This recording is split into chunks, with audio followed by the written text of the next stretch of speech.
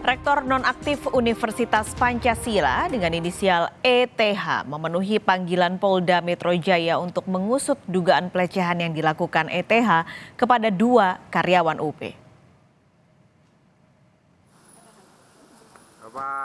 Rektor nonaktif Universitas Pancasila (ETH) memenuhi panggilan Polda Metro Jaya pada Kamis kemarin. Terlapor tiba di Polda Metro Jaya didampingi kuasa hukumnya. Setelah melakukan pemeriksaan pada Kamis kemarin, Polda Metro Jaya juga akan mengagendakan pemeriksaan terlapor pada Selasa 5 Maret mendatang untuk pelaporan terduga korban kedua. Pemeriksaan nantinya akan dilakukan oleh tim penyidik Subdit Renakta Dirkrimsus Polda Metro Jaya. Terlapor telah hadir di Subdit Renakta di Treskrim Polda Metro Jaya untuk dilakukan pengambilan keterangan atas laporan saudari RZ. Ya, pemeriksaan berlangsung selama 2 jam dalam rangka penyelidikan. Untuk LP yang satu lagi yang pelapornya adalah saudari DF, itu nanti akan dijadwalkan pengambilan keterangan dalam rangka penyelidikan di hari Selasa, tanggal 5 Maret. Setelah menjalani pemeriksaan selama 2 jam lebih, kuasa hukum terlapor menyebut pelaporan dugaan pelecehan adalah bentuk politisasi. Hal ini karena pelaporan dilakukan di tengah proses pemilihan rektor baru Universitas Pancasila. Malu saya dan juga sedih saya. Karena apa? Selama saya mengabdi di dunia pendidikan, baru sekali ini saya dijadikan korban karakter assassination, pembunuhan karakter.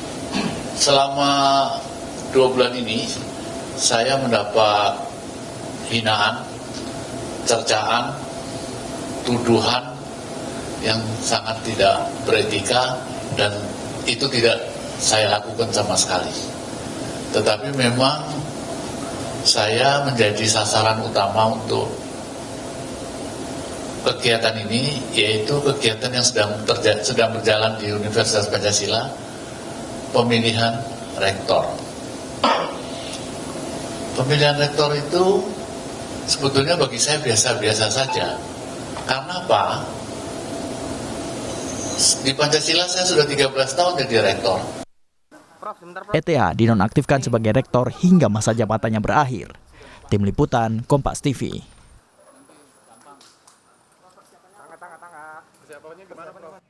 Jurnalis Kompas TV, Tifal Solesa sudah ada di Polda Metro Jaya untuk laporan lebih lengkapnya. Tifal, setelah kemarin terlapor memenuhi panggilan polisi, lalu apa langkah yang dilakukan polisi untuk mengungkap kasus ini?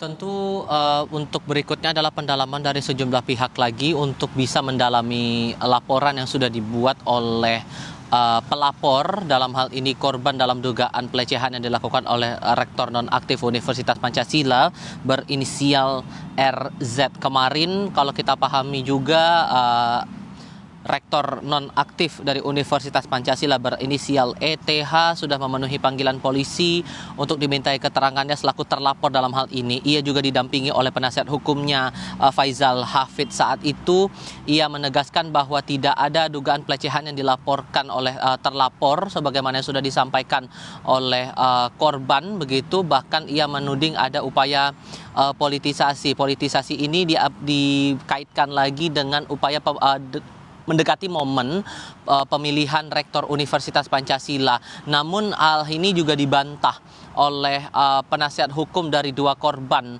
Amanda Mantovani. Amanda waktu itu kepada wartawan sudah menyampaikan bahwa kalaupun kemudian ada dugaan-dugaan terkait, kemudian kurang bukti, seharusnya polisi tidak akan menindak kasus ini. Namun pada akhirnya polisi menindaklanjuti ini dan prosesnya sudah tetap berlangsung di Direktorat Reserse Kriminal Umum. Saya koreksi ya, Direktorat Reserse Kriminal Umum Polda Metro Jaya. Ini juga masih terus ditelaah lebih lanjut. Kami juga masih menantikan konfirmasi dari pihak kepolisian apakah akan ada pemeriksaan dari pihak-pihak lain. Namun setidaknya yang kami pahami rencananya dari pihak korban dalam hal ini atas inisial DF akan diperiksa, dijadwalkan akan berlangsung pada 5 Maret 2024 nanti, Paskalis. Oke, Tifal, ini apakah dengan proses yang saat ini sedang berjalan akan ada saksi-saksi lain yang akan diperiksa untuk melengkapi penyidikan selain ETH yang kemarin dipanggil? Bukan tidak mungkin saksi lain, terutama dalam hal ini saksi korban juga akan diperiksa. Kita paham bahwa dalam kasus ini tidak hanya RZ yang menjadi pelapor dalam perkara ini menjadi korban, namun juga ada korban lainnya berinisial DF. Dan yang kami pahami bahwa kedua korban ini mengalami dugaan pelecehan di waktu berbeda, masih dalam rentang tahun 2023. RZ ini diduga mengalami tindak pelecehan, diduga dilakukan oleh rektor nonaktif UP pada Februari tahun 2023, sementara DF ini diduga mengalami tindakan serupa pada rentang Desember 2023 lalu. Barulah kemudian kasus ini dilaporkan oleh korban kepada pihak Polda Metro Jaya yang kemudian ditindaklanjuti oleh Direktorat Reserse Kriminal Umum di Reskrimum Polda Metro Jaya. Tadi sempat saya juga upayakan untuk menanyakan lagi apakah ada hal-hal lain yang coba diupayakan begitu oleh pihak korban sehubungan dengan hal ini, lalu juga merespons dari pernyataan dari pihak terlapor bahwa kemarin disampaikan akan ada rencana melakukan atau mengambil langkah hukum lanjutan. Kami kutip pernyataan dari pihak terlapor, dalam hal ini penasihat hukum Rektor Nonaktif Universitas Pancasila, Faisal Hafid, yang menyatakan bahwa kami juga akan mengambil langkah hukum lain untuk membela kepentingan klien kami. Alasannya untuk mengembalikan harkat martabat klien kami.